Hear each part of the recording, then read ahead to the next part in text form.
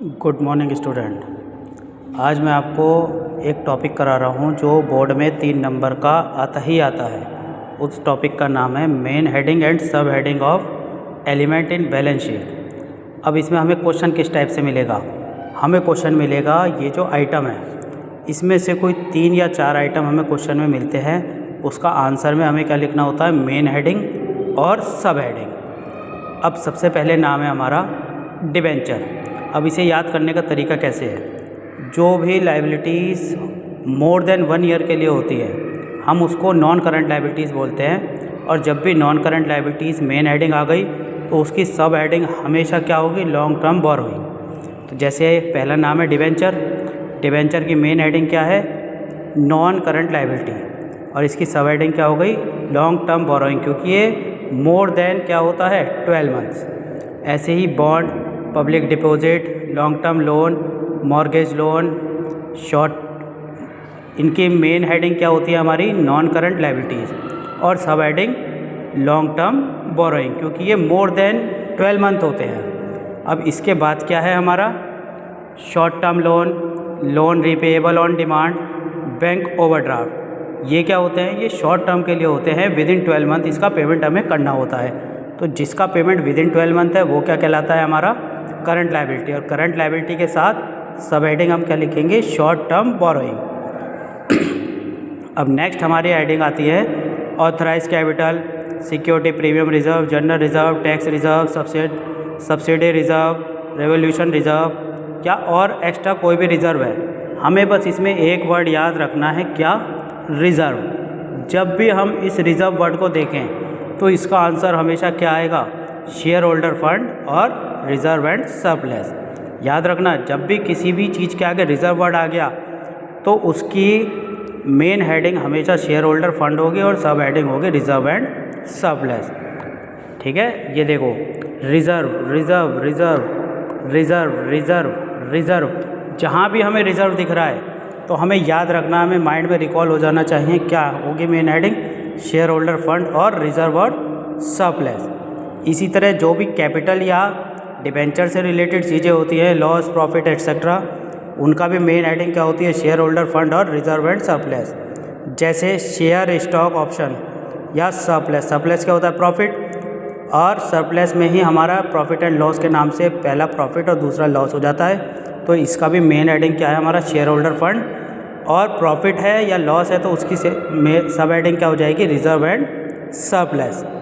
ठीक है, इसी टाइप से शेयर होल्डर फंड देखो और भी जगह आ रहा है, जैसे प्रिलिमिनरी एक्सपेंसेस हो गया, फॉर फ्यूचर शेयर हो गया, कॉल्स इन एरियर हो गया। इनकी भी मेन हेडिंग क्या है? हमारा शेयर होल्डर फंड और रिजर्व एंड सरप्लस। अगर हमारा लॉस था या एक्सपेंसेस था तो वो नेगेटिव अमाउंट में जाता है, इसलिए उसके आगे लिख देते हैं ब्रैकेट में नेगेटिव अमाउंट। और शेयर फॉरफिटेड कौन से होते हैं? शेयर होते हैं, इसलिए इनकी main heading share holder fund के साथ क्या आ जाता है? Share capital, subscribe capital.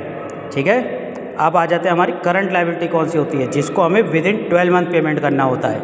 और कुछ हमारी करंट लायबिलिटी मेन लायबिलिटीज में आती है और कुछ आती है हमारी एडजस्टमेंट में। तो जो भी आइटम हमारे एडजस्टमेंट से रिलेटेड है लेकिन वो लायबिलिटी है तो उसकी मेन हेडिंग हमेशा क्या होगी? करंट लायबिलिटी, और सब हेडिंग होगी अदर करंट लायबिलिटी।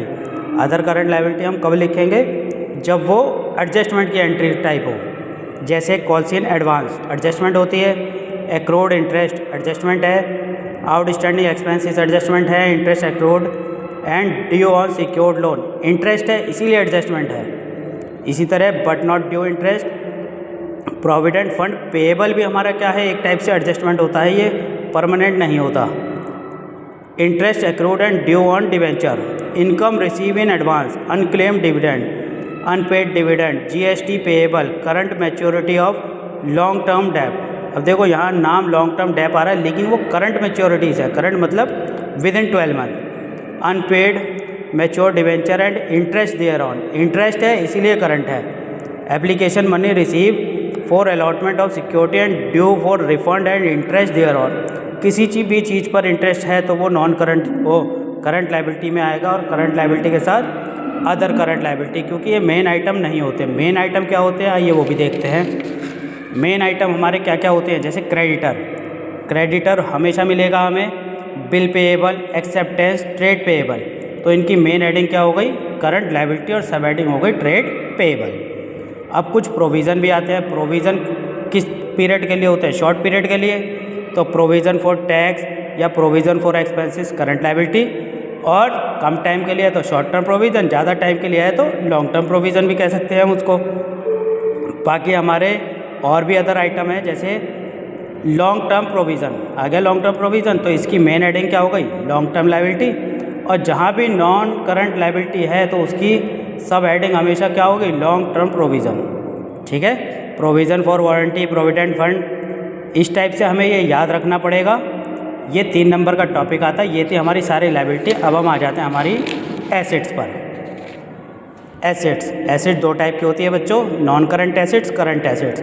अब आप शॉर्ट में याद रखो, जिस भी एसेट्स पे डेप्रिसिएशन लग रही है टाइम के अकॉर्डिंग या उसके यूज़ के अकॉर्डिंग या एक्सीडेंटल डैमेज के अकॉर्डिंग, तो वो हमारी नॉन करंट लायबिलिटीज़ होती है। ठीक है, पहला व्हीकल टाइम के अकॉर्डिंग उसकी वैल्यू कम होती जाती है, उस पर डेप लगती है। Motor car, furniture, plant and machinery, land and building, office equipment, तो इसकी मेन हेडिंग क्या है? Non current assets.